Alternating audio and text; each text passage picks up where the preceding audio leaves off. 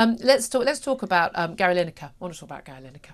He's broken the rules again at the BBC because basically because it's a day with a Y in it, and so Gary Lineker had to break the BBC rules this time. It wasn't a bit of virtue signalling as he normally does. I'm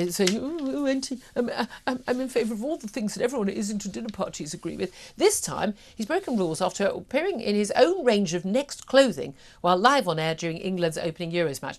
You probably remember the outfit he was wearing because it was absolutely horrible, and it was this awful sort of sage-coloured T-shirt. And I've got to say, Gary, I'm not sure it was the look for you. He's normally, I would say, a very dapper man. He's a good-looking man, very dapper man, looks good for the age. And again, as much as I hate him for having such contempt for the public and the taxpayer by breaking those BBC rules with his virtue signal when he knows he's not allowed to and no one else at the BBC is allowed to, he's a fantastic football pundit. He's a fantastic presenter. And he's great at selling crisps as well, I'm sure. Stick to the day job is what I would say. But this is a really simple rule. You are not allowed to ever, it says, guidelines. Presenters should not appear on air wearing clothing or using products or services which they've agreed or been contracted to promote, advertise or endorse, or in which they have a specific financial interest.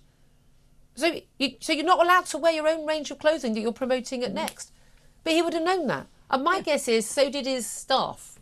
Yeah, the BBC need Gary Lineker more than he needs them. And he's seen in the past that he can break the rules, bend the rules, do whatever he likes with zero consequence. And the rules on tweeting and things were changed just for him. Just for him. So he is a special case for everybody. But he did look a little bit like somebody who'd lost their suitcase at the airport and had to go into the shop.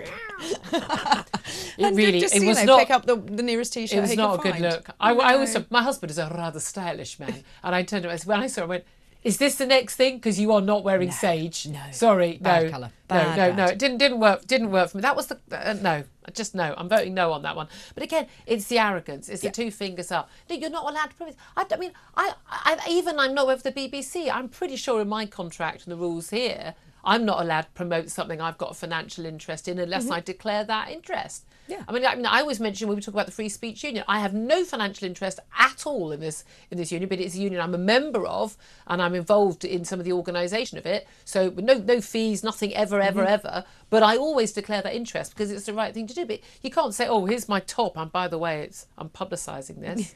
But it wasn't just a top. I believe there was a jacket involved as well. It was equally horrible. It was. Gary, same colour. Gary, stick to selling crisps. You're not a fashion guru, mate. I mean, I'm not saying I am, but there we are.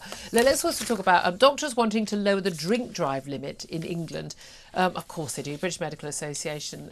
They're calling for a limit in England to be reduced and brought into line with Scotland. I think also France has a lower rate than us. Does anyone understand any of these things? 80 milligrams of alcohol per 100 millilitres of blood, basically 0.08%. I mean, what does that even mean? Basically, you'd be allowed to have a small glass of wine. That doesn't mean the glasses of wine you get served in any bar or pub now, or I think a half pint of beer. Or is it a pint of beer? I think you'd go down to a pint of beer. One small glass of wine or a pint of beer, that would be allowed. I tend not to drive after even more than a sip. I just find it. I'm not a great driver. I need to have my wits about me.